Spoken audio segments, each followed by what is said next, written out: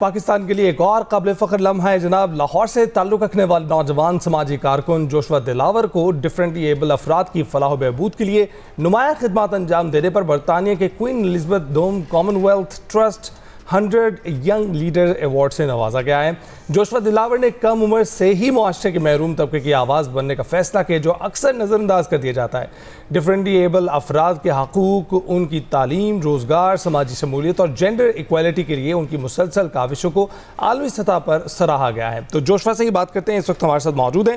Joshua, thank you very much ہمیں join کرنے کے لیے۔ گڈ مارننگ اینڈ کانگریچولیشنز، آپ کو کوئین الزبتھ ایوارڈ سے نوازا گیا ہے، آپ کی خدمات کا اعتراف کیا گیا ہے، کتنی بڑی اچیومنٹ سمجھتے ہیں اس کو؟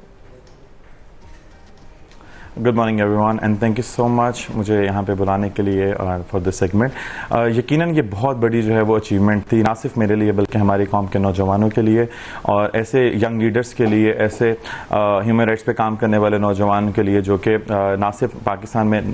نوجوانوں کے اوپر کام کریں بلکہ اس سے بیانڈ بھی کام کریں۔ لیکن یہ اچیومنٹ بہت زیادہ ضروری اور بہت اچیومنٹ اس لیے لگی کیونکہ یہ صرف میرے ساتھ، میرے نام کے ساتھ نہیں تھی، بلکہ جب یو وونٹ بلیو کہ جب ویب سائٹ پہ جھنڈا دیکھا وہ زیادہ جو تھا وہ ہیپینس فیل ہوئی، نہ صرف ہمارا نام، نہ صرف میرا نام۔ تو آئی تھنک جب ہم انٹرنیشنلی ریکگنائزڈ ہوتے ہیں، جب ہم انٹرنیشنلی اپنے نام کے ساتھ ساتھ اپنے ملک کا نام جو ہے وہ ریپرزینٹ کرتے ہیں، تو اس سے زیادہ بڑھ کے ہمارے لیے فخر جو ہے وہ کچھ نہیں ہو سکتا۔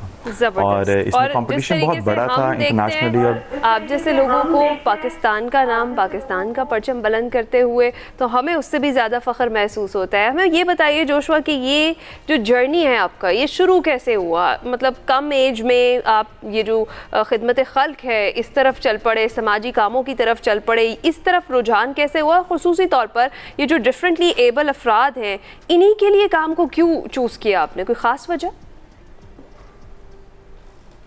تھینک یو سو مچ۔ میں نے نا بہت ارلی ایج پہ والنٹیرلی کام سٹارٹ کیا تھا، اسکول ٹائم پہ جو ہے وہ والنٹیرلی کام سٹارٹ کیا۔ بہت ہمارے ایریا میں جو ہے وہ چھوٹی سی آرگنائزیشن تھی اور اس کے ساتھ ہم نے کام سٹارٹ کیا، اور اس کے ساتھ کام کرتے کرتے وہ پیشن مجھے ریئلائز ہوا کہ مجھے جو ہے معاشرے میں کام کرنا ہے۔ اور اس کے بعد کالج کے بعد میں نے خصوصاً جو ہے وہ این جی او سیکٹر میں کام سٹارٹ کرنا شروع کیا والنٹیرلی مختلف اداروں کے ساتھ، اور اس پہ انسانی حقوق اور سماجی یکجہتی کے اوپر جو ہے وہ بڑے شوق سے میں نے کام سٹارٹ کیا، کیونکہ مجھے ریئلائز ہوا میں ایک کرسچن سٹیزن ہوں پاکستان کا، اور مجھے ریئلائز ہوا کہ ہم جو مذہبی ہم آہنگی ہے اس کو پروموٹ کرنے کے لیے، اس کو زیادہ سے زیادہ جو ہے فروغ دینے کے لیے ہمیں ایک دوسرے کو جاننا بہت زیادہ ضروری ہے۔ اور مجھے اس ٹائم پہ لگا کہ یہ میری ذمہ داری ہے کہ میں اس پہ زیادہ سے زیادہ کام کروں، اور نہ صرف کام کروں اور بلکہ اپنے ساتھ اور لوگوں کو جوڑوں اور ایک مثال بن سکوں، اور نوجوانوں کے لیے ایک پلیٹ فارم کریٹ کر سکوں جس پہ ہم ایک دوسرے کو سمجھیں، ایک دوسرے کے ساتھ چلیں، اور اس معاشرے میں ہم جو ہے وہ سبسٹینشیل چینج لے کے آ سکیں جو ہمارے بعد بھی نوجوانوں کو اور اس قوم کے لیے باعث فخر ہو۔ اور آپ کے دوسرے سوال کا حصہ یہ ہے کہ میں نے افراد وہاں معذوری کے اوپر کیوں کام سٹارٹ کیا۔ میں بہت سالوں سے جو ہے 2012 سے یوتھ کے اوپر کام کر رہا ہوں، جینڈر ایکویلٹی پہ، ہیومن رائٹس پہ، مختلف جو ہیں ٹاپکس کے اوپر، لیکن ہم نے آہستہ آہستہ ریئلائز کیا کہ اسٹل ابھی بھی پاکستان میں ایسے نوجوان ہیں جن تک رسائی جو ہے وہ بہت سارے اداروں کی، گورنمنٹ کی نہیں ہو پا رہی، خصوصاً ان کی صحت کے متعلق۔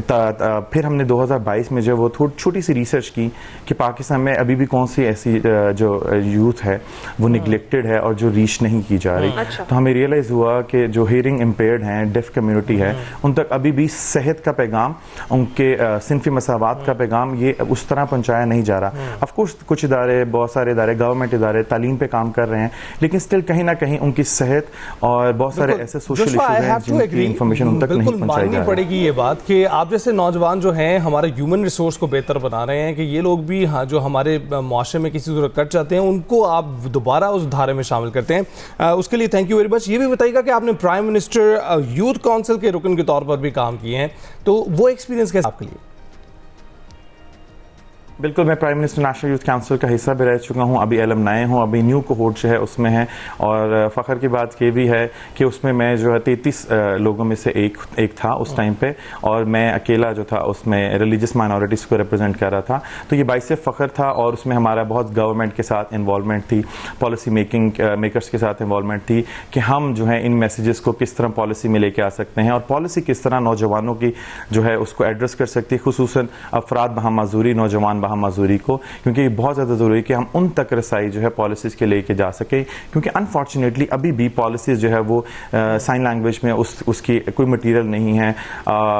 ویژولی امپیئرڈ لوگوں کے لیے بریل میں نہیں ہے. تو اس طرح میں نے بہت سارے